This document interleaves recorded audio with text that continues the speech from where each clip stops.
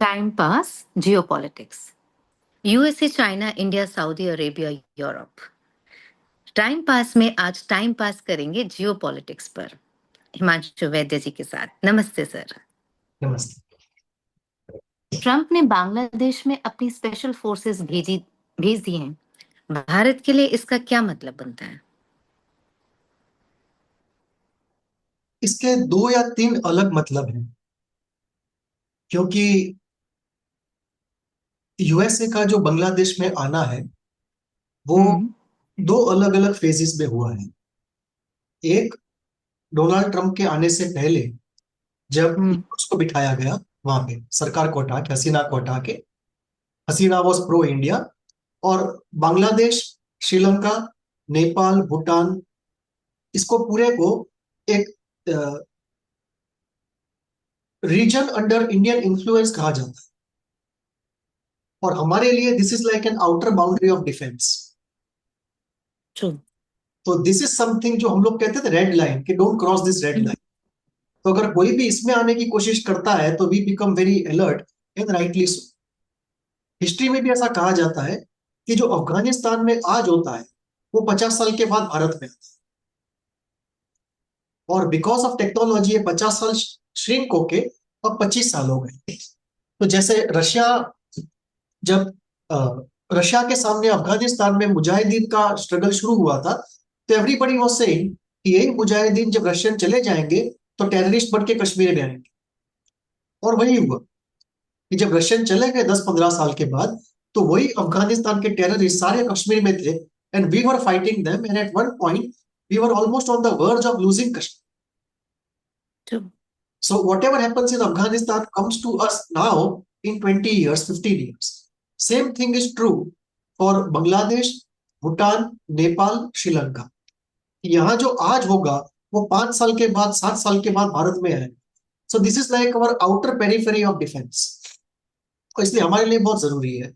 अब इस एरिया में अगर कोई भी आता है तो naturally we become very alert, our security apparatus becomes very alert, especially raw becomes very alert. And Bangladesh में जो हम देखते हैं वो दो फेज में हुआ। एक, जब हसीना को निकाल के यूनुस को बिठाया गया, because Hasina was pro India, और जब तक वो थी Bangladesh was still under our influence. The moment she went away and Yunus came, that was the first entry of USA into Bangladesh. So that was for a different reason. और अब जो entry हुई है again of the same USA in Bangladesh, that is for a different reason. अब ये दो reason को अगर हमको एनालाइज करना है तो we have to look hmm. To the broader area of a geopolitical global reset. कि जो वर्ल्ड में इवेंट्स होते हैं जियोपॉलिटिक्स में, वो स्टैंड अलोन नहीं होते, बहुत कम स्टैंड अलोन होते हैं। कि जैसे कोई एक कंट्री में एक आइडियोलॉजिकल लीडर ऊपर आया, लोगों ने बहुत रोकने की कोशिश की लेकिन फिर भी वो आ गया, और अब वो एक स्टैंड अलोन फोर्स है, जो वो चाहेगा वही हो। या कहीं पे रेफरेंडम हुआ है और लोगों ने एक डिसिसिव वर्डिक्ट दिया है, अब 5 साल तो उसके सिवा कुछ नहीं हो सकता। These are stand alone situations जो बाहर से मैनेज नहीं हो सकती। लेकिन ज्यादातर जो इवेंट्स होते हैं जियोपॉलिटिक्स में वो मैनेज्ड होते हैं। और मैनेज कैसे होते हैं कि जो ग्लोबल पावर्स होती है वो उसको मैनेज करती है। तो इस hmm. Can look at four resets of last century, and then we can come to the current reset. पहला रिसेट हुआ वर्ल्ड वॉर 2 के बाद, जी। जब कोल्ड वॉर शुरू हुआ और यूएसए और रशिया आधे आधे वर्ल्ड को लगभग इन्फ्लुएंस कर रहे थे, मतलब डिफेक्टो रूल कर रहे थे इनडायरेक्टली। हम्म। तो उस वक्त क्या हुआ कि रशियन इन्फ्लुएंस में जो भी था, Czechoslovakia, Poland, India, China, Myanmar, ये सब कंट्री से वही होता था जो रशियंस चाहते थे। यहां तक कि हमारे जवाहरलाल नेहरू यूनिवर्सिटी भी उन्होंने ओपन कर दी, और पूरे एकेडेमिया को जो कम्युनिस्ट लोगों ने हाईजैक किया वो भी रशिया के कहने पे हुआ था। ओह। सो रशियन इन्फ्लुएंस में रशिया की चलती थी, वैसे यूएस इन्फ्लुएंस था। कि यूएस का जो इन्फ्लुएंस था यूरोप में, ऑस्ट्रेलिया में, न्यूजीलैंड में, वहां वही होता था जो यूरोप, जो यूएसए चाहता। सो ये पहला रिसेट था after second world war in the last century. Second reset आया रशिया के फॉल के बाद। हम्म। रशिया का जब फॉल हुआ तो USA become the sole super power. और उन्होंने फिर क्या किया कि instead of allowing Russia to emerge as a developed country and become a friend, they wanted to keep Russia alive as an enemy, ताकि जो वेस्ट है वो यूनाइटेड रह सके। बिकॉज रशिया एक कॉमन एनिमी था जिसकी वजह से यूरोप और यूनाइटेड स्टेट टुगेदर थे। अगर रशिया नहीं होता तो शायद ये लोग अपने आप ही अलग हो जाते। तो इसलिए यूएसए ने यह कहा कि एक कॉमन एनिमी को बनाए रखना वेस्टर्न यूनिटी के लिए, तो उन्होंने गलती से रशिया को बनाए रखा जबकि रशिया खुद फ्रेंड होना चाहता था। और चाइना जो कि रियल एनिमी था उसको उन्होंने डिक्लेयर नहीं किया, जो आज भी वो लोग बड़ी मुश्किल से कर रहे हैं। राइट। बिकॉज उनके जो इलेक्शन का फंड देने वाले लोग थे उन्हीं का इन्वेस्टमेंट चाइना में था। So they were not allowing the politicians to declare China as an enemy. तो जिसको डिक्लेयर करना था वो किया नहीं, जिसको नहीं करना था वो कर दिया। और ये सेकंड रिसेट, और ये रिसेट बहुत ही लूज हुआ क्योंकि उस वक्त जो यूएसए के अंदर लोग थे गवर्निंग apparatus में, they did not have a sense of history. They were too focused on short term business, वो क्वार्टरली रिपोर्ट वाले थे। ओ। और उसके बाद जो थर्ड रिसेट हुआ वो रिसेट हुआ जब यूएसए के डीप स्टेट के अंदर वोक लोगों ने टेक ओवर किया। And this was around 2005 I would से। 2000 गिन लो, अप्रोक्सीमेट 2000, मतलब आप ये गिन लो कि ओबामा ओबामा के टाइम से। Right. Because Obama was the first puppet of the deep state, मतलब वो डीप स्टेट सभी कैनेडी को छोड़ के सभी पपेट ही थे, सारे प्रेसिडेंट पपेट ही थे। एक कैनेडी ही ऑटोनॉमसली आ गया था, अदरवाइज ओके। सारे प्रेसिडेंट कैनेडी के बाद तो पपेट्स ही ओ। थे। जो वोक स्टेट का जो पपेट था वो फर्स्ट वाज ओबामा। और वो वोक स्टेट अमेरिका के डीप स्टेट के अंदर जब वोक लोगों ने कब्जा कर लिया और सामने दूसरा कोई पोल था नहीं, रशिया टूट चुका था, चाइना वॉज फार अवे। तो हुआ क्या उसमें, उन्होंने वोकिज्म स्प्रेड करना शुरू किया। और उस वोकिज्म को स्प्रेड करने के लिए हर कंट्री में एक वोक लीडर को ऊपर किया। तो सारे यूरोप में और श्रीलंका में, ये सब जगह उन्होंने वोक लीडर्स को खड़ा किया। अब ये वोक जो कोटरी थी वो स्ट्रेंजली जिहादी लोग और चाइना दोनों के साथ मिली हुई थी। हम्म। बिकॉज जो हमने पहले डिस्कस किया था वोकिज्म के बारे में कि how psychologically it's a very distorted mind that is at. So ये थर्ड रिसेट हुआ। और ट्रंप के आने से पहले फोर्थ रिसेट हुआ कि अमेरिका के डीप स्टेट के अंदर जो वोक मेजोरिटी थी उसको हटा के कंजर्वेटिव मेजोरिटी आ गई। और उसने वोक लोगों ने जो किया था उसको अंडू करना शुरू किया। तो ये फोर्थ रिसेट है। और उस रिसेट के अंतर्गत ही ट्रंप को इलेक्ट करके लाया गया। और उसी के अंतर्गत ये सब जो आप टैरिफ देख रहे हो पूरा, वो गेम उसी में से रोल आउट हो रहा है, रिसेट 4 में से। तो अब बांग्लादेश को जब हम देखते हैं तो इसमें अमेरिका की दो एंट्री है, रिसेट 3 के बाद और रिसेट 4 के बाद। रिसेट 3 के बाद की जो एंट्री है वो बांग्लादेश में है, श्रीलंका में है, नेपाल में है। जब चाइना और वोक स्टेट मिलके इन एरियाज में घुस गए और इन्होंने हमको इनडायरेक्टली भगाया वहां से। श्रीलंका जो पूरी तरह से हमारे इन्फ्लुएंस में था चाइना के राइट। इन्फ्लुएंस में आ गया। नेपाल जो हमारी इन्फ्लुएंस में था पूरा चाइना के इन्फ्लुएंस में आ गया, यहाँ तक कि कम्युनिस्ट गवर्नमेंट आ गई नेपाल में, और श्रीलंका हम्म। कम्युनिस्ट गवर्नमेंट आ गई। हम्म। और वैसे ही भूटान हमारे इन्फ्लुएंस से जाने लगा, बांग्लादेश हमारे इन्फ्लुएंस से जाने लगा। सो ये सभी जगह पे जो स्फीयर ऑफ इंडियन इन्फ्लुएंस कहते थे वो बन गया sphere of Chinese influence, supported by the woke state in America. अब जब अमेरिका में डीप स्टेट के अंदर वोक मेजोरिटी हट गई और कंजर्वेटिव मेजोरिटी वापस आई, तो अब इंडिया और वो एक हो गए। हम्म। और हम दोनों ने फैसला किया कि हम दोनों के बीच में जो भी अरेंजमेंट हो सबसे पहले चाइना को भगाओ। तो इसलिए हम दोनों एक हो गए हैं अभी, और हम दोनों ने मिलके श्रीलंका से चाइना का इन्फ्लुएंस आधा कर दिया है। ये प्राइम मिनिस्टर जाने के बाद जो दूसरा आएगा वो शायद ही चाइना के बाजू वाला होगा, and it will hmm. Completely. Maldives में से हमने चाइना को भगा दिया है। नेपाल में से अभी हमने देखा चाइना को कैसे भगाया हमने। It was that whole Nepal regime change was completely orchestrated by the US deep state and India. हम्म। और वैसे ही अभी हम बांग्लादेश में से यूनुस को भगाना चाहते हैं because he is pro China. तो बांग्लादेश में जो अमेरिका की सेकंड एंट्री हुई है अभी, that is in collusion with India. पहले था okay. Despite our wishes, against our wishes it had. This time it has come in collusion with us, ताकि चाइना के इन्फ्लुएंस को यूएस को भगाया जा सके और फिर से वहां पे एक इंडियन इन्फ्लुएंस इंडियन और पार्टली इन्फ्लुएंस। यूएस इन्फ्लुएंस को कायम किया जा सके। और कितना होगा कि पहले प्योर इंडियन इन्फ्लुएंस था, अब इंडो यूएस ज्वाइंट इन्फ्लुएंस हो।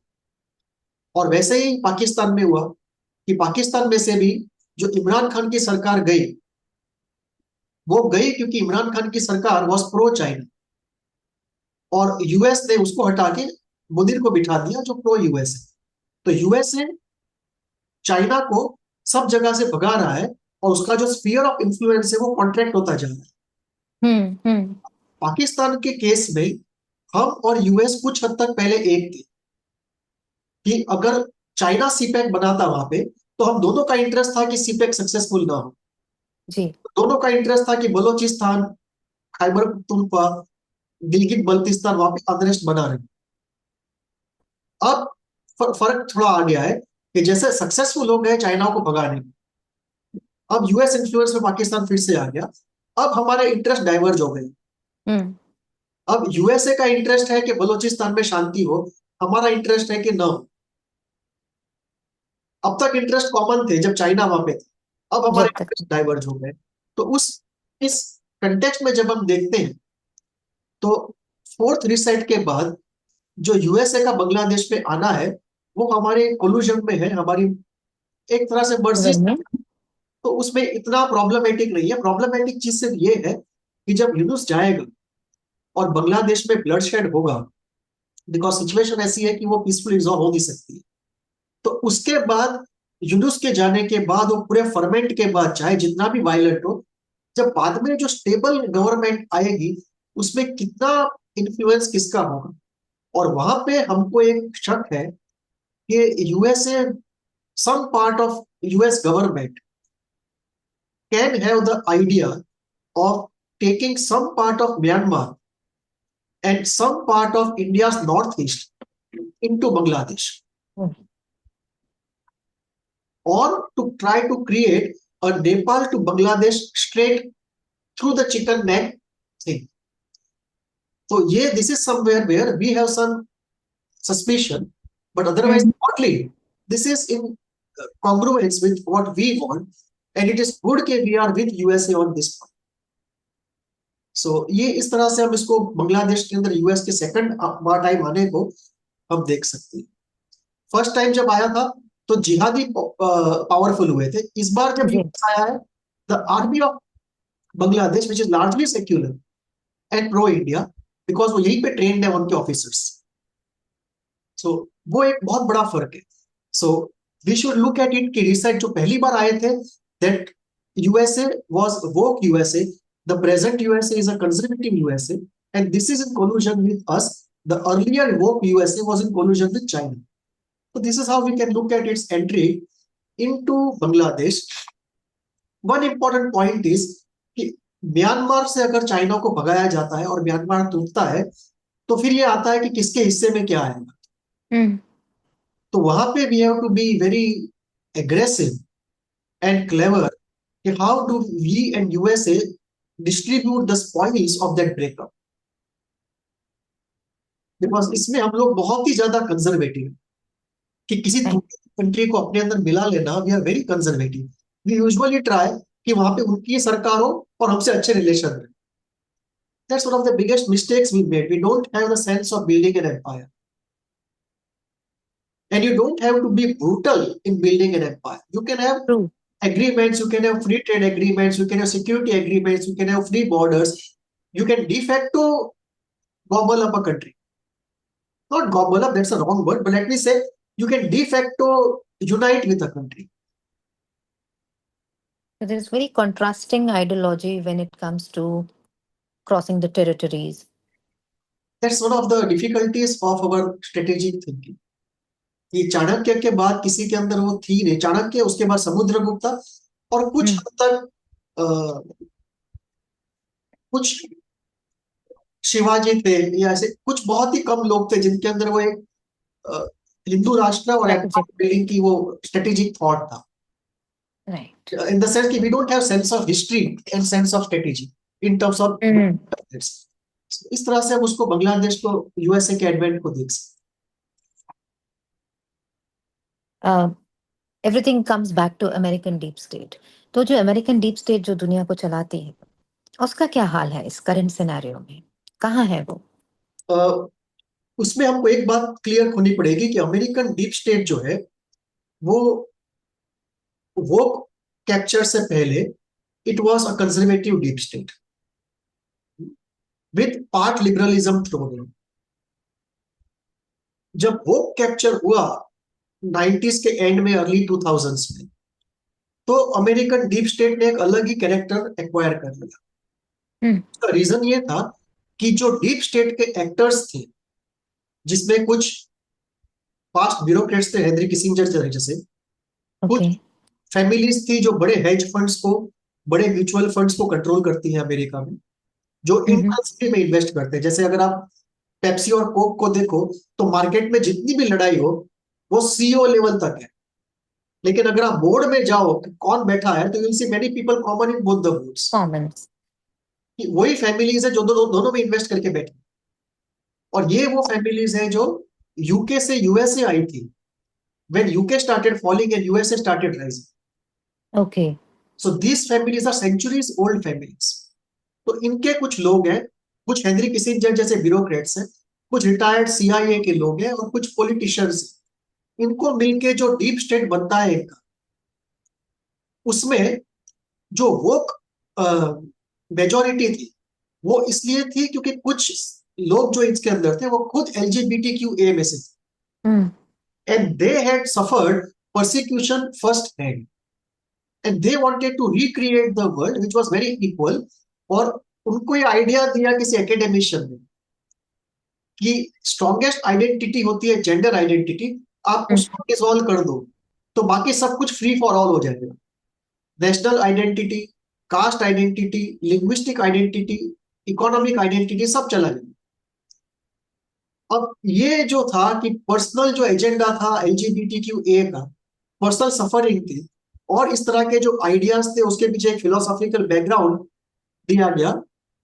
हर्बर्ट मार्क्यूस में से ऊपरी लाइन आती है फिलोसॉफी की, तो उसमें से जो वोकिज्म बना, तो that govern not only USA, जैसे both the Clintons were there product. उस वोक स्टेट ने बिल क्लिंटन को लगाया था 8 साल तक, उन्होंने ओबामा को लगाया था 8 साल तक, उन्होंने जो बाइडन को लगाया था, और लगाने वाले थे फिर से 8 साल तक। लेकिन उस वक्त कंजर्वेटिव डीप स्टेट ने टेक ओवर कर दिया, और जो वोक लोग थे उनको साइड कर दिया। अब वो लोग साइड हो गए, उनकी पावर चली गई है लेकिन जीरो नहीं हुई। रिमेंबर, इस इलेक्शन में डोनाल्ड ट्रंप के ऊपर गोली चली थी, वो उसी डीप राइट। स्टेट का किया हुआ है। दूसरा पॉइंट है कि ये जो वो डीप स्टेट जो लगभग 20-22 साल तक राज कर रहा था, 20-22 साल में इन्होंने पूरे वर्ल्ड में अपनी जड़ें फैला दी। जैसे न्यूजीलैंड की जो प्राइम मिनिस्टर थी पहले, she was a woke puppet. Germany okay. में Merkel was a woke puppet. फिर फ्रांस में जो मैक्रो है वो भी वोक पपेट है। यूके के अंदर जितने भी लोग भी राज कर रहे हैं सब वोक पपेट्स। तो उन्होंने अपने पपेट्स को सब जगह बिठाया हुआ है। वही लोग आईएमएफ पे राज कर रहे हैं, वही लोग वर्ल्ड बैंक पे राज कर रहे हैं। अभी कंजर्वेटिव डीप स्टेट ने क्लींजिंग मूवमेंट शुरू की है, लेकिन वो खत्म नहीं हुई। तो इसलिए हमको देखना पड़ेगा कि अभी यूएसए डीप स्टेट जो है वो कंजर्वेटिव डीप स्टेट है आज, जो एंटी वोक है, और वो क्लींस कर रहा है वर्ल्ड को। वो क्यों? क्लींजिंग हो रही है, चाइनीज क्लींजिंग हो रही है, लेकिन वो काम खत्म नहीं हुआ। सो आज जब हम एनालाइज करते हैं किसी चीज को, फॉर एग्जाम्पल यूरोप को, तो वहां पे स्ट्रगल क्यों चल रहा है यूरोप में? क्योंकि जो पहले का वोक स्टेट है वो उसने गिव अप नहीं किया है, वो अभी भी यूरोप में फाइट कर रहा है। जैसे अगर आप देखो फ्रांस के अंदर there was a lady Le Pen, hmm. She was, वो कंजर्वेटिव डीप स्टेट की फेवरेट है। और अभी जो मैक्रो है वो पहले के वोक स्टेट का फेवरेट है। मैक्रो ने क्या किया, जब उसको अच्छा। पता चला कि शी इज कमिंग अप, उसको पकड़ के जेल में डाल दिया। हम्म। मतलब इसमें एक्चुअली क्या हुआ है, वोक स्टेट ने डीप स्टेट के आदमी को पकड़ के जेल में डाल दिया, जो डीप स्टेट वोक स्टेट के काम को अंडू करना चाहता। तो इस तरह से अभी भी वो डायनामिक चल रहा है दोनों के बीच में। The conservative deep state is victorious but not decisively victorious. It's like a banyan tree, कि बनियान ट्री कट गया है लेकिन उसके जो पहले के ब्रांचेस थे उन्होंने जो रूट्स पकड़े हैं वो अभी भी है। हम्म। जब हम इसको एनालाइज करते हैं यूएस डीप स्टेट को, ये दो चीजों में, कि there is a conservative deep state which is victorious today, which wields 70% of power, and a woke deep state which is defeated, which has been thrown out, but still wields 30% of power, especially through their agents in the West. Agents. यहाँ तक कि उनकी जड़ें India में भी, India में जितनी भी प्राइड परेड्स होती थी उनको वही लोग फाइनेंस करते ओह। थे। जैसे मूवी थी ताली, इस तरह हम्म। की मूवीज भी वो लोग ही फाइनेंस करते। हम्म। जो हमारे यहाँ पे कई जर्नलिस्ट हैं, मीडिया के ओनर्स हैं, उनको भी वही लोग फाइनेंस करते। हम्म। यहाँ तक कि कुछ जजेस को, लॉयर्स को भी वही फाइनेंस करते। ओह। सो तो व्हाट काफी इंटरनली रूट्स काफी डीप तक है सब हाँ, जगह। उनका एक स्टैंडर्ड ऑपरेटिंग प्रोसीजर है कि जब भी वो किसी कंट्री में जाते हैं तो political class, media, NGO, intellectuals, celebrities, इनको सबसे, ये पांच क्लास के अंदर सबसे पहले घुस जाते हैं। कि हर हर क्लास के अंदर अपने पांच पांच लोगों को रखते हैं जो उनके तरह के बयान देते रहते आइडियोलॉजीज देते हैं, और in fact that is the quickest way to reach somewhere हैं। हमारे यहाँ इन तो यहाँ करंट तक वो लोग पहुंच गए थे कि एनसीईआरटी की जो बुक्स बनती है उसमें पहुंच गए थे वो लोग। इसलिए अभी हमारा, एकेडमिक्स एंड करिकुलम में भी। हाँ, स्कूल स्कूल के करिकुलम में, अगर आप स्कूल का करिकुलम पढ़ो, पिछले 10 साल का डेवलपमेंट देखो, you can see clearly see the wokism emerging. ये तो अभी जो new economic, new education policy ADP के अंदर रिवीजन हुआ तब थोड़ी सैनिटी आई है books, otherwise we were getting wokeised. Hmm. इस तरह से हम अमेरिकन डीप स्टेट को देख सकते हैं कि now it's not one deep state, there are two deep states. One conservative victorious wielding 70% power, second woke and defeated, thrown out but still wielding 30% power, especially in Europe. If we look around, Saudi Arabia ने और पाकिस्तान के साथ एक defence pact किया है।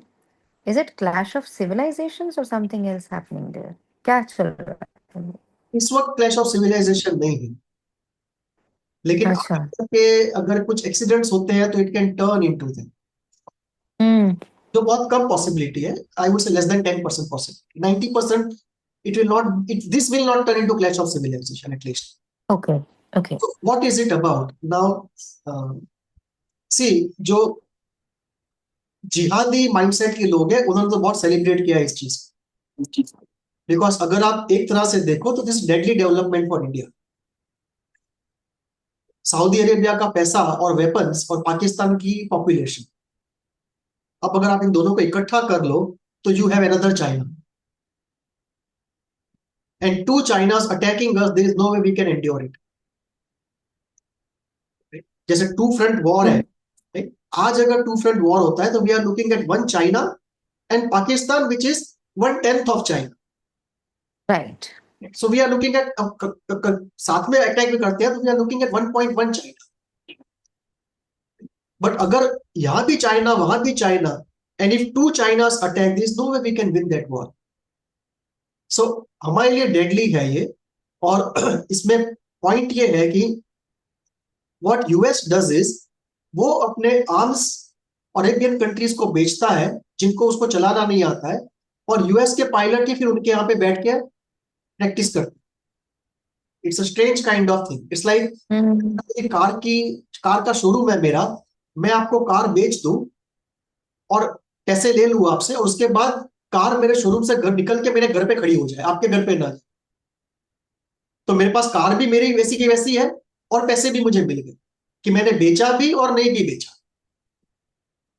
Almost एक मुफ्त के पैसे लिए।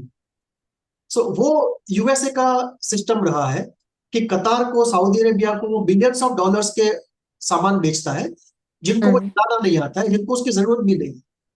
लेकिन इसमें से थोड़ा कट जो है वो उनके रूलर्स को मिलता है, उनके रूलर्स के पर्सनल अकाउंट में जाता है, और रूलर्स को सेफ्टी और सिक्योरिटी मिलती है, तो इसलिए रूलर्स एग्री करते हैं। तो it is kind of ransom. Hmm मतलब वो जियो पॉलिटिक्स की भाषा छोड़ दो तो ये हफ्ता है, बड़े लेवल का हफ्ता है, प्रोटेक्शन मनी बड़े लेवल का। जैसे माफिया प्रोटेक्शन मनी मांगते हैं, वैसे बड़े पावर्स भी प्रोटेक्शन मनी मांगते हैं जियो पॉलिटिक्स। तो ये उस तरह का हफ्ता है। अब प्रॉब्लम ये है कि अगर सऊदी अरेबिया ने जो भी वेपन्स खरीदे अमेरिका को खुश करने के लिए, वो सारे वेपन्स अगर पाकिस्तान के पास आ जाते हैं, हम्म और पाकिस्तान के पास ऑलरेडी लोग हैं और जिहाद से भरे हुए लोग हैं, तो पाकिस्तान की पॉपुलेशन, पाकिस्तान का जिहादी माइंडसेट और ये weapons, it's a deadly combo. लेकिन एक्चुअली इससे डरने की बात नहीं है, क्योंकि ये जियो पॉलिटिक्स में जो दिखता है वो होता नहीं, नॉट ऑलवेज बट ज्यादातर। सो ये जो है, ये जिहाद इस तरह से इंटरप्रेट करते हैं कि now Arab money and Pakistan population will come together to create an unbeatable Islamic empire. लेकिन एक्चुअली ऐसा कुछ भी नहीं हुआ। What they are doing is कि ये यूएसए की चाल है, और वो चाल ऐसी है कि सऊदी अरेबिया और पाकिस्तान डिफेंस ट्रीटी करेंगे, और फिर जो सऊदी अरेबिया है वो यमन पे अटैक करेगा।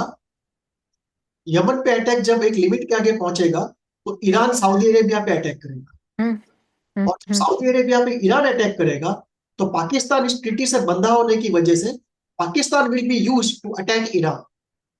True Iran will face attack from two places, one from Saudi Arabia and one from Pakistan. Pakistan And on both these places, American soldiers will be in Saudi Arabia and Pakistani soldiers will be in Pakistan. Pakistan तो नीचे से Pakistani soldier attack करेंगे, ऊपर से American soldier attack करेंगे, और Iran के हम्म अंदर चेंज होगा। और जब ईरान के अंदर रेजिम चेंज होगा, तो पपेट रेजिम बिठाई जाएगी, ताकि ईरान के पेट्रो वेल्थ को लूटा जा सके, राइट और इसराइल के ऊपर जो डर है उसको निकाला जा सके।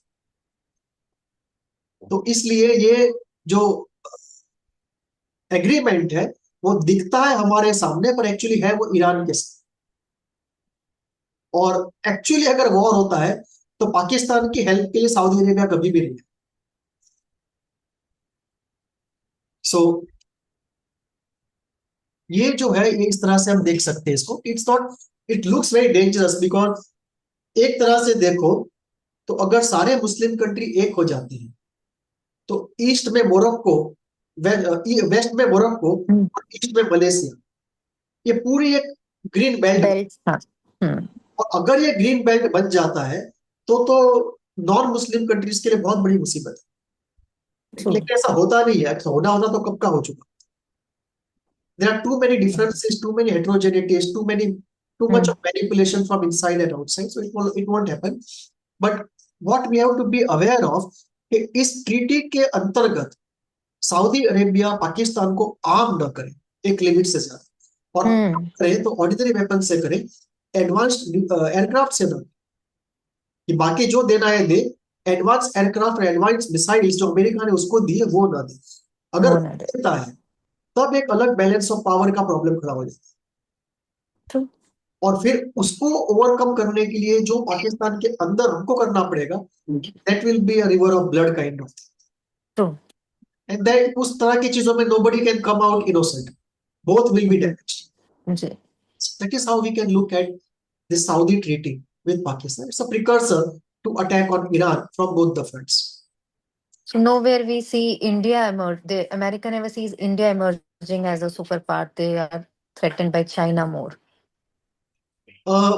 ये ट्रायंगल है स्ट्रेंज, इंडिया, यूएसए और चाइना का, बहुत ही स्ट्रेंज है। और अभी सिचुएशन ऐसी है कि there is no friend and no enemy. America में एक कहावत है, अमेरिका में, you are my this week's best friend. तो हर सोमवार को एक नया बेस्ट फ्रेंड बनता है और हर शुक्रवार को एक नया बेस्ट एनिमी बनता है। इस तरह की फ्लूइड सिचुएशन अभी चल रही है।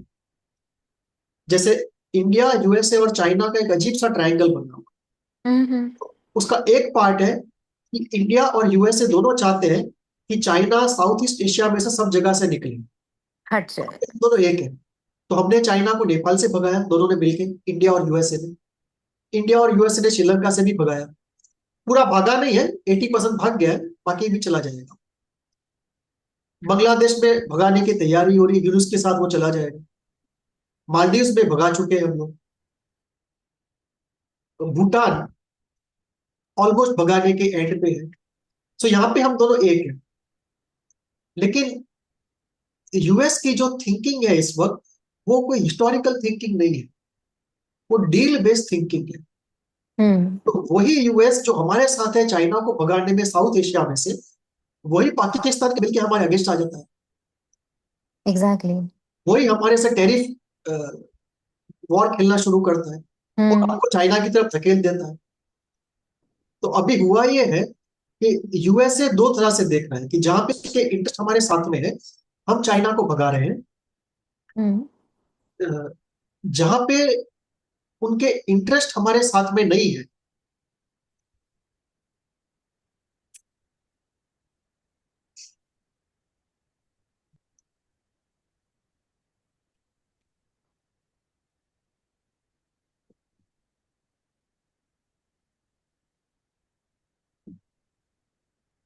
So it's a strange fluid situation कि जहां पे हम्म। भगाना है, हम दोनों एक साथ में हैं। जहां पे टैरिफ की बात आती है, USA is not willing to consider us as a friend. वो सभी को दुश्मन देखता है। सो वो इस तरह से देख रहा है अभी कि everyone has extracted from USA for 25 years and now USA wants a parity. Hmm. Parity includes extracting back. It's not a simple parity. अब वहां पे हम दोनों के बीच में स्ट्रगल हो गया है, और ये स्ट्रगल ने हमको रशिया और चाइना की तरफ भेज दिया है। तीसरा पॉइंट है, डी डॉलराइजेशन में हमारा इंटरेस्ट है, चाइना का इंटरेस्ट है, रशिया का इंटरेस्ट है, और हम तीनों अमेरिका के अगेंस्ट है, उसका इंटरेस्ट नहीं है। तो इस पे भी हम अलग हो जाते हैं। पाकिस्तान में जो यूएस ऑपरेट कर रहा है, हमको भी पसंद नहीं है। राइट। एक बात ये भी है कि इंडिया में जितना भी टेररिज्म हुआ है पिछले 25 साल में, 30 साल, 40 साल में, हम्म। लगभग 89 से शुरू करके गिन लो तो 20 और 45 years, पिछले 45 साल से टेररिज्म जो चल रहा है, उसमें we have lost almost 1.5 lakhs to 2.5 lakh people. और उसमें quarter of that blood is on US heads, because USA की मर्जी के बिना पाकिस्तान कुछ भी नहीं कर सकता। एब्सोल्युटली। एसिड पैसिव तो यूएसए का आशीर्वाद था ही पाकिस्तान के ऊपर। जी। तो quarter of human blood, Indian blood, is on the US heads. तो ये भी हम कभी भूल नहीं सकते हैं। 71 के वॉर में यूएस हम्म। सेवंथ फ्लीट भेजी थी हमारे सामने, और यूनाइटेड नेशन में हमारे सामने प्रस्ताव थे जिसको रशिया ने वीटो करके हमको बचाया था। बचाया था। बोल सकते हैं। So all this things put together, it's a very fluid thing. My guess is कि it will take another 3-4 years to stabilize, but in the long run we will be very close to USA, especially with the Indian diaspora। India का जो diaspora हम्म। और जिस तरह से सब कुछ emerge हो रहा है, we will be quite close to USA and also close to Russia. Does that mean that Pakistan problem would be solved to a greater extent? I think so, because in some way or the other we will see a breakup, we'll see a breakup of Pakistan, definitely this। Sometimes as Indians we feel that intentionally India has been, kept engaged with Pakistan nuisance, so that a lot of resources, a lot of funds are wasted there, so that we don't have time to, get back to the bigger picture of the world. We are rather being busy there resolving, and it's an intentional act. Correct, and the major party of that is China। China. कि पाकिस्तान से हमको उलझाए रखना, north east में terrorist को weapons देना, हमारे अंदर lobbies खड़ी करना एंटी इंडिया। अरे, जी। जैसे आप ये जो सीएए का प्रोटेस्ट था, जो फार्मर का प्रोटेस्ट था, these are all funded protest. जो न्यूक्लियर पावर प्लांट के सामने प्रोटेस्ट शुरू हो जाती है, दीज आर फंडेड। पंडित। And obviously the funds are coming from China, USA, directly और इनडायरेक्टली। कई बार वो लोग डेनमार्क स्वीडन के एनजीओ को यूज करते हैं रूट करने के लिए, पर बेसिकली तो वही का पैसा होता है, चाइना का या यूएस का। अब आजकल थोड़ा बहुत पाकिस्तान का भी। तो ये तो बात रही इंडियन सब कॉन्टिनेंट और मिडल एशियन कंट्रीज की। अगर हम यूरोप में देखें कि एक पॉलिटिकल इंस्टेबिलिटी चल रही है वहां भी, थोड़ी से टाइम पास के अंदर हम इस पे भी थोड़ी सी चर्चा करें। अ, अमेरिका में जो डीप स्टेट ने किया, कंजर्वेटिव डीप स्टेट ने, वही अब यूएस में करना चाहते, यूरोप में करना चाहते यूरोप में। हैं। अमेरिका में उन्होंने बाइडेन को हटाया, कमला को आने नहीं दिया, और ट्रंप को बिठाया, और धीरे धीरे हम्म। उनको क्लीनिंग शुरू किया है। एकेडमिक्स में से, जुडिशरी में से, मीडिया में से, पॉलिटिक्स में से उन्होंने वोकिज्म को हटाना शुरू किया। सेम चीज पहले अमेरिका में शुरू करने के बाद अब उनको यूरोप में करनी है। और यही स्ट्रगल हम्म। यूरोप कि जो वोक लोगों ने कैप्चर किया हुआ है, मीडिया, पॉलिटिक्स, जुडिशरी, वो लोग छोड़ने को रेडी नहीं है। और जो कंजर्वेटिव डीप स्टेट है वो रेजिम चेंज चाहता है। वो चाहता है कि वोक रेजिम्स जाए और कंजर्वेटिव रेजिम्स आए। तो रेजिम चेंज सिर्फ इंडिया में ही करना चाहते हैं ऐसा नहीं, यूरोप में भी रेजिम चेंज करना चाहते हैं। और वो इस श्रृंखला में कि पहले step one regime change, step two dewokism. तो ये जो यूएसए कंजर्वेटिव डीप स्टेट का एजेंडा है, ये शुरुआत हुई पहले उनकी न्यूजीलैंड से। सबसे पहले उन्होंने न्यूजीलैंड के प्राइम मिनिस्टर को, जो लेडी थी, उसको चलता किया। उसके बाद हम्म। सेकंड हुआ जर्मनी। जर्मनी एंजेला मार्केल को चलता कर दिया उन्होंने। फिर आई बात हंगेरी, पोलैंड और ग्रीस की, वहां भी उन्होंने उनको चलता कर दिया। अब जो टारगेट है वो है यूके और फ्रांस। और इसलिए आप देखो सबसे ज्यादा फर्मेंट ये दो कंट्रीज में। हम्म। तो अब प्रॉब्लम ये है कि फ्रांस में फिर भी थोड़ा इंस्टीट्यूशनल प्रोप्राइटी बची। तो मैक्रो जाएगा, उसके बाद जो भी आएगा वो कंजर्वेटिव डीप स्टेट का आदमी होगा, वो नहीं होगा। और मैक्रो उसको रोकने की कोशिश कर रहा है, जैसे उसने लीडर ऑफ अपोजिशन को जेल में डाल दिया। जी। That almost looks like a dictatorial, autocratic, hmm. Democratic. क्या आप ऑपोजिशन के भी लीडर को जेल में डाल दो, तो डेमोक्रेसी खत्म कर देने वाली बात। सो वहां पे जो प्रोटेस्ट हो रहे हैं लोगों के, वो कंजर्वेटिव डीप स्टेट के द्वारा फंडेड और ऑर्गेनाइज्ड। वो सीआईए का हाथ है उसमें। जैसे हमारे यहाँ पे फार्मर प्रोटेस्ट उन्होंने करवाए थे, वैसे ही अभी फ्रांस में जी। प्रोटेस्ट हो रहे हैं और यूके में प्रोटेस्ट हो रहे हैं। जैसे फार्मर प्रोटेस्ट के पीछे सीआईए का हाथ था, वैसे ही उनके पीछे भी सीआईए का ही हाथ। तो ये प्रोटेस्ट चलते रहेंगे। लेकिन फ्रांस में दोनों ही जगह वायलेंस हुआ, क्योंकि दोनों जगह जो वो लॉबी है वो पावर छोड़ने को रेडी नहीं। और उसके दो दो रीजन है, आइडियोलॉजिकल भी और करप्शन भी। उन्होंने करप्शन भी बहुत किया है। So they don't want to leave power, but hmm. What जो because they are not ready to leave, तो स्ट्रीट मूवमेंट शुरू हुई है और दोनों ही जगह वायलेंस हुई। लेकिन वायलेंस फ्रांस में कम होगा, यूके में बहुत ज्यादा। ज्यादा। और लॉन्ग रन में ये होगा कि पूरे यूरोप में जो क्रूसेड था मिडिल सेंचुरीज का, ऑफ क्रिश्चियनिटी वर्सेस इस्लाम, वो फिर से शुरू हुआ। अच्छा। बिकॉज वोकिज्म के अंदर क्या हुआ है कि जो वोक लीडर्स थे, उन्होंने इस्लामिक कंट्रीज से बहुत सारे लोगों को वहां पे इमिग्रेंट्स के हिसाब से ला दिया। हम्म। इतना उनको पेम्पर किया, इतना प्रोटेक्ट किया है कि जो वहां के लोकल लोग हैं उनमें बहुत गुस्सा है उसको लेकर। और आज नहीं तो कल ये सिविल वॉर इनएविटेबल है हर यूरोपियन कंट्री में। और ये सिविल वॉर जब होगा तो वो एक this will be a crusade of the 21st century.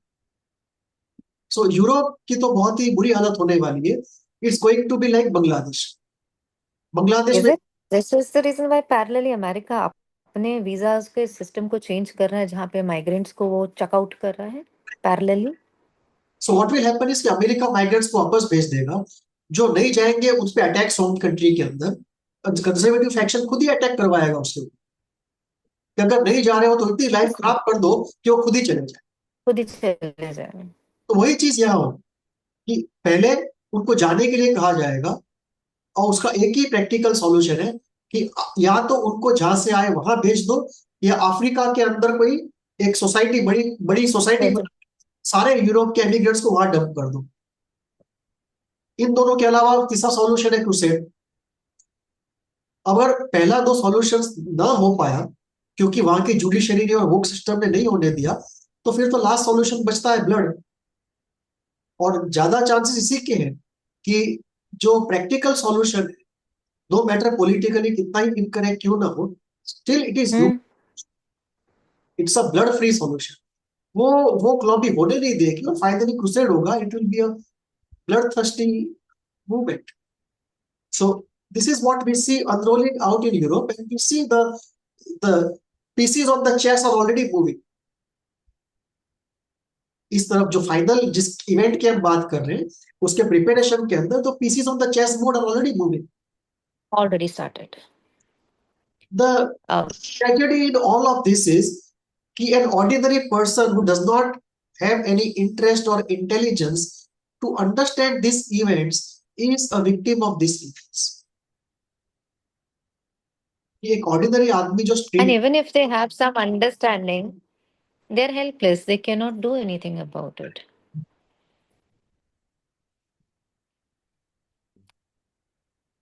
While Islamic NATO की बात चल रही है, क्या यहाँ भी भुट्टो की कहानी रिपीट होगी? 100% होगी, 100% होगी। बिकॉज हेनरी किसिंजर ने भुट्टो को फांसी इसलिए हुई प्राइमरली, दो रीजन थे। एक, भुट्टो लेफ्ट ओरिएंटेड था slightly, he was not a communist but he was okay. Centre left, hmm. which America did hmm. Not. But उसको हम्म। भी सकता था कि ठीक है, लेकिन एक उसने जो काम किया which America and Israel could not swallow, hmm. That was creation of organisation of Islamic countries, OIC. Hmm.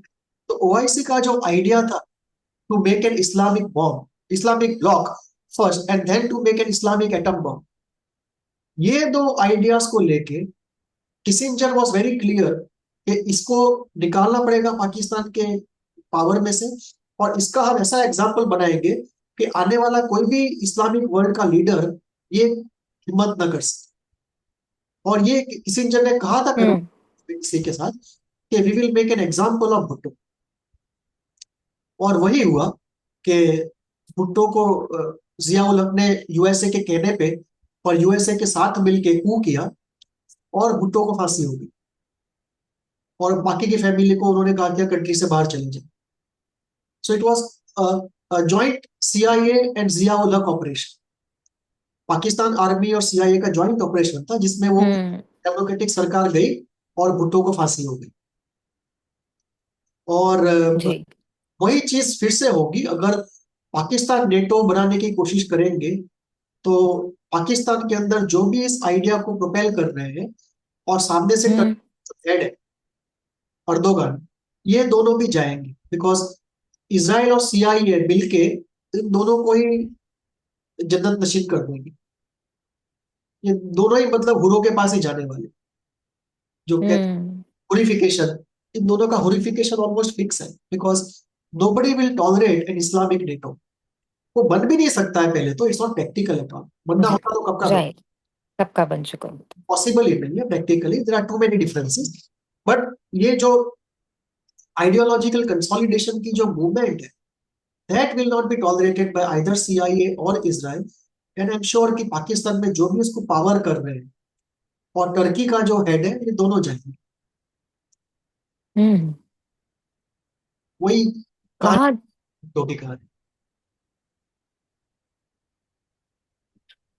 तो अगर हम देखें, यूएसए ने बलूचिस्तान लिबरेशन आर्मी को एक टेररिस्ट ऑर्गेनाइजेशन घोषित कर ही दिया है, है इंडिया इसको कैसे ले रहा है? बहुत ही बुरी तरीके से। बिकॉज हमारे अंदर तो ये छुरा भोंकने वाली बात है कि जब चाइना पूरा इन्फ्लुएंस था पाकिस्तान के ऊपर और इमरान खान उसका हेड था और उनका एक वो जनरल था जिसने इमरान खान को बिठाया था और बाजवा के आने वाला था फैज फैज हमीद। मेरे ख्याल से फैज हमीद नाम था उसका। नाम शायद मैं नहीं करेक्ट भी कर पा रहा हूँ पर बाजवा के बाद उसको आना था। तो उस वक्त हम और अमेरिका, इंडिया और अमेरिका दोनों मिलकर साथ लग गए कि चाइना को वहां से भगाया जाए।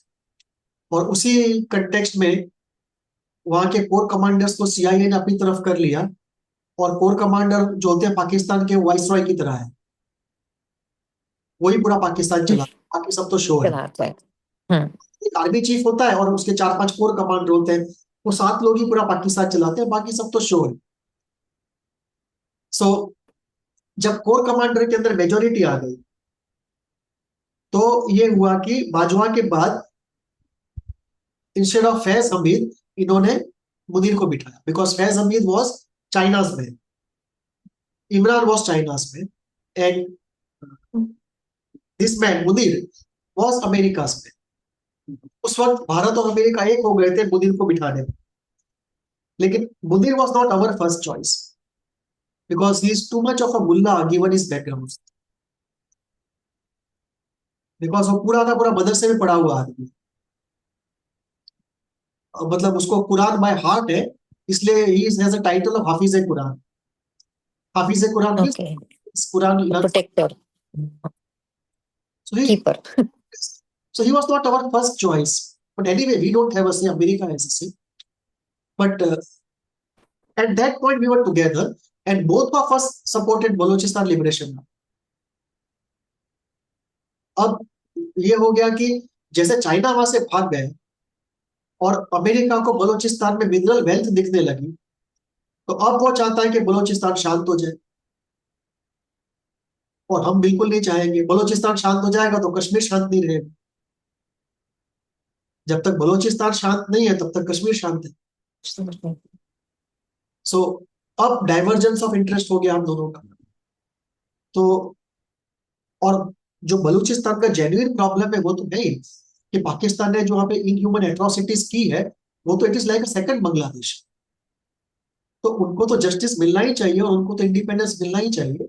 तो वो डीएनए को मतलब जो कि रियल फ्रीडम फाइटर और ह्यूमन फाइटर्स हैं, उनको किसी भी डेफिनेशन के अंदर टेररिस्ट नहीं लिया जा सकता। आप टेररिस्ट की कोई भी डेफिनेशन दो, बीएलए उसमें कवर नहीं हो सकता। लेकिन because America sees the mineral wealth, they have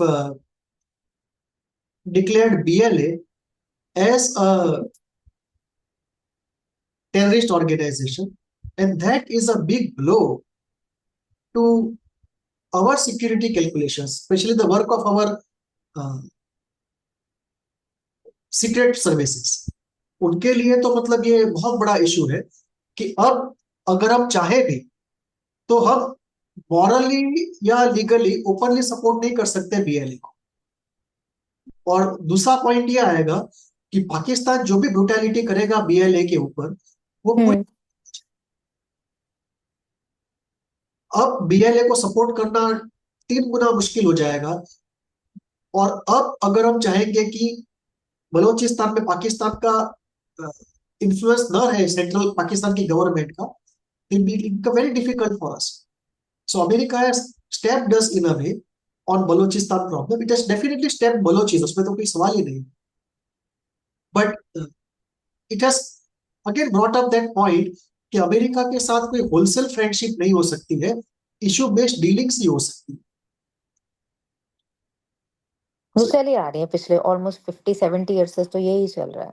So at least because America will never give up the strategic location of Pakistan, it will never give up an obedient Pakistani army and obedient ISI, and it will never give up the prospect of putting money into Pakistan or Afghanistan under the pretext of some military adventure, and 70% of that goes back in cash to United States.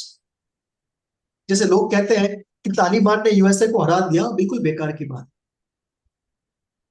America वहां पे हारने के लिए ही आया। आया था। वो चाहता तो कभी भी हरा सकता तालिबान को, उसमें कोई बड़ी बात नहीं। लेकिन अमेरिका को इंटरेस्ट तालिबान को हराने में नहीं था। अमेरिका को इंटरेस्ट था $1 ट्रिलियन खर्च करने में। हम्म।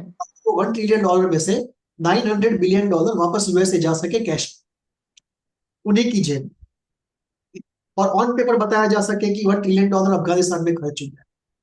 तो एक्चुअली खर्च वहां पे हुआ होगा 100 बिलियन। 50 बिलियन पाकिस्तान आर्मी ने लिया होगा, और बाकी का जो 850 बिलियन है वो वापस यूएसए वाले खा गए। अदरवाइज कोई ऐसा मूर्ख नहीं है कि इतने पैसे खर्च करके इस तरह से हार के वापस। तो न तो वो हार थी, और जो सब इक्विपमेंट पीछे छोड़ के भागे थे वो भी delivery. It was a way of balancing Afghanistan with Pakistan, क्योंकि जैसे हमने अफगानिस्तान को आर्म कर दिया और पैसे दे दिए, पाकिस्तान का इन्फ्लुएंस ज्यादा हो गया। अच्छा। हाँ। तो अब America can actually play the great game in Afghanistan, and if the Afghanis move somewhere else, they want another bastion in Balochistan. So now it is a point for us कि how to go ahead, and one way to go ahead can be कि जब Iran Saudi Arabia की लड़ाई हो, और defence pact के हिसाब से पाकिस्तान को सऊदी अरेबिया के साथ मदद करने के लिए ईरान से लड़ाई करनी पड़े, और पाकिस्तान ईरान बॉर्डर पर पाकिस्तान की आर्मी आ जाए, तब हमारे लिए ये ऑप्शन है कि हम ईरान को जाके कहें कि ईरान की तरफ का जो बलूचिस्तान है और पाकिस्तान की तरफ का जो बलूचिस्तान है, उसको ईरान एग्री करे to make an independent nation. और वो अगर उसकी अनाउंसमेंट हो जाती है उस वॉर सिचुएशन में under emergency, and we ask the Balochis not to allow Pakistanis to operate against Iran, तो ईरान को भी पसंद आएगा, बलूचिस को भी पसंद आएगा, हमको पसंद आएगा, यूएसए को पसंद नहीं आएगा, इसराइल को पसंद नहीं आएगा, पाकिस्तान को तो डेफिनेटली पसंद नहीं। बट ये एक रास्ता रह जाता है उस वक्त, it will be very bloody thing, because फिर ये होगा कि ईरान के चाहबार के थ्रू या किसी और पोर्ट के through we will have to put all the weapons inside of Iran to go to Balochistan. Balochistan. और हमारा ट्रैक रिकॉर्ड जो ईरान के साथ है वो बहुत सेटिस्फैक्टरी नहीं है। Iran has betrayed us many times, many times. Including अभी जो वो जेल में है, I forget the name of the, हमारा आदमी जो पाकिस्तान की जेल में है, वो ईरान ने ही उसको हैंड ओवर किया था पाकिस्तान। हम्म।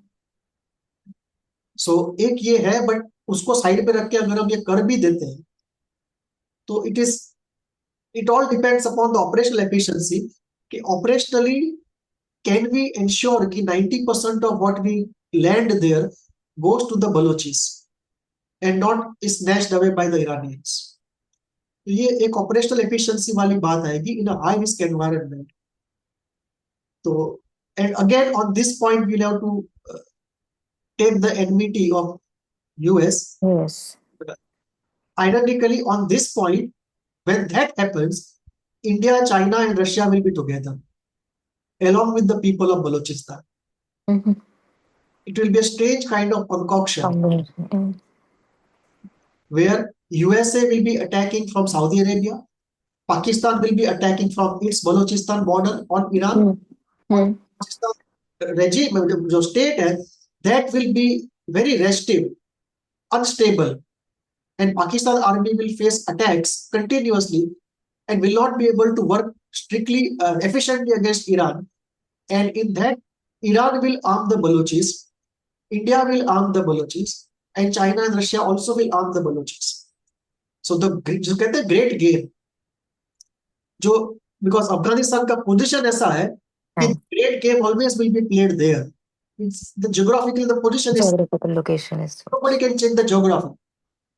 So जो इस बार का जो ग्रेट गेम है वो यहाँ पे it will be a very messy great game, Epicenter would be there. Yeah. bloodthirsty and very deceptive and treacherous great game. So this is how we look at the American designating of the Balochis as Baloch Liberation Army as a terrorist organization. Time pass series की आज की चर्चा काफी दिलचस्प रही। फिर मिलेंगे अपने चाय के कप के साथ। नमस्ते। Namaste.